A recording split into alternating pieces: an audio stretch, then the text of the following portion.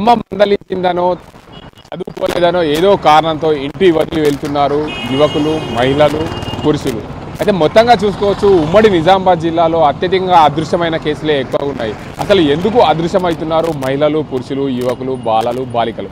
అసలు ఉమ్మడి నిజామాబాద్ జిల్లా వ్యాప్తంగా ఏమేమి కేసులు నమోదయ్యాయి చూసుకోవచ్చు. మొత్తంగా చూసుకుంటే గత సంవత్సరానికి ఈ సంవత్సరానికి చాలా తేడాలు ఉన్నాయి. ఉమ్మడి నిజామాబాద్ జిల్లా వ్యాప్తంగా అదృశ్యమైన కేసులు అనేకం ఉన్నాయి. కోకొల్లలో చెప్పచ్చు. కొంతమంది ఇల్లు విడిచి వెళ్లే వారి సంఖ్య అధికమవుతుంది. తండ్రి తిట్టాడనో, తల్లి మందలించిందనో తిరిగి వచ్చేందుకు మళ్ళీ మొగ్గు చూపుతున్నారు. క్షణికావశంలో తప్పుడు నిర్ణయం తీసుకున్నామని చెప్పి బాధపడుతున్నారు అని చెప్పి నిపుణులు చెప్తున్నారు. జిల్లా వ్యాప్తంగా 790 నమోదయ్యాయి. కనిపించకపోయినా ఆచూకీ లేని కేసులు అత్యధికంగా నమోదయ్యాయి. మొదటగా చూసుకోవచ్చు రోజుకు సగటున 3 నుంచి 4 ప్రకటనలు వస్తున్న మాట వాస్తవమే.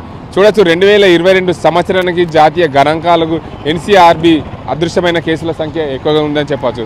36 జిల్లాలో చూసుకుంటే 16 సంవత్సరాల లోపు ఉన్నవారు 36 మంది ఉండగా 18-19 ఏళ్ల లోపు ఉన్నవారు 8 మంది, పైబడిన వారు జిల్లాలో ఇప్పటి వరకు 294 మంది కేసులు అయితే ఈ 18 ఏళ్ల పైబడిన వారైతే ఉన్నారనే చెప్పవచ్చు. మొత్తంగా మహిళలైతే 436 మంది మహిళలు ఉన్నారు. అందులో పూర్తిగా 12 ఏళ్ల లోపు 33 మంది, 16 ఏళ్ల లోపు 12 మంది, అదేవిధంగా 18 ఏళ్ల లోపు 29 మంది, 18 ఏళ్ల పైబడిన వారు 362 మంది. మొత్తంగా ఇంటి నుండి వెళ్ళిపోయిన వారు అత్యధికంగా ఉన్నారు. 2022 లెక్కల ప్రకారం అయితే చెప్తుంది గణాంకాలు, జాతీయ ఎన్సీఆర్బీ లెక్కల ప్రకారం 18 ఏళ్ల లోపు మిస్ అయిన వారు 134 మంది ఉండడం జిల్లాలో ఆందోళన కలిగిస్తున్న విషయమనే చెప్పవచ్చు. అత్యధికంగా మహిళలు ఉన్నారు. దీనికి అందరికి సంబంధించి చూసుకోవచ్చు.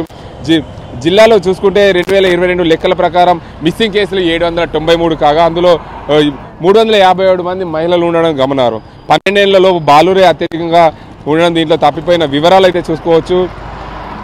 12 ఏళ్ల లోపు వారు మహిళలు, బాలురు 36 మంది ఉండగా పురుషులు అంటే బాలికలు 33 మంది ఉన్నారు. 16 ఏళ్ల లోపు ఉన్నవారు 19, అదేవిధంగా 8, 12, 29 మంది ఉన్నట్లు గణాంకాలు చెప్తున్నాయి. 18 ఏళ్ల లోపు పైబడిన వారు బాలికలు, బాలురు కలిసి మొత్తంగా బాలికలు, మహిళలు అందరూ కలిసి 294 ఉంటే పురుషులు మాత్రం 362 మంది ఉన్నారు. దీనికి అందరికి సంబంధించి చూసుకోవచ్చు. అత్యధికంగా దీంట్లో మిస్సింగ్ కేసులే అధికంగా అవుతున్నాయి.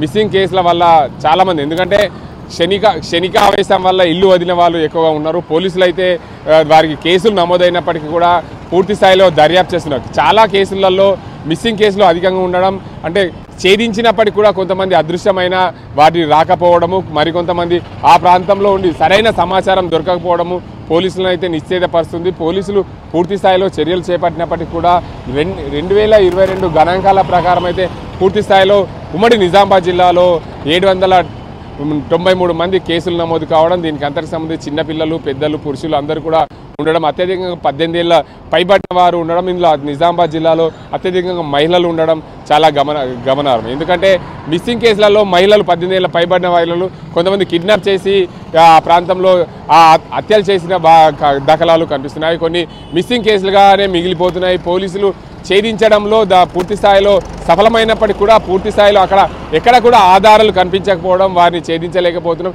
ఎందుకంటే ఒక ఫోటో గుర్తింపు ఉండదు. దానికి అంతటికి సంబంధించి ఎలాంటి ఆనవాళ్ళు లేకుండా కాల్ చేసిన ఘటనలు అనేకం ఉన్నాయి. ఇందులో భాగంగానే ఉమ్మడి నిజామాబాద్ జిల్లాలో 2022 గణాంకాల ప్రకారం 2793 మంది మిస్సింగ్ కేసులుగా నమోదైనట్లు జిల్లా అధికారికంగా లెక్కలైతే చెప్తున్నాయి. పూర్తిగా ఈ మిస్సింగ్ కేసులను ఛేదించాలంటే పోలీసులు పూర్తి స్థాయిలో మరింత నిఘా ఏర్పాటు చేసుకోవాలి. పోలీసులకు పనులు ఎక్కువైతున్నాయి. పోలీసులకు ఈ సంఖ్య తక్కువ ఉండడం వల్ల కూడా దీనికి భారం అధికమవుతుంది. మిస్సింగ్ కేసులు ఛేదించాలంటే పోలీసులు పూర్తి స్థాయిలో ఇంకా నిఘా పెంచాల్సిన అవసరం ఉంటుందని చెప్పవచ్చు. ఇది ఇక్కడ పరిస్థితి.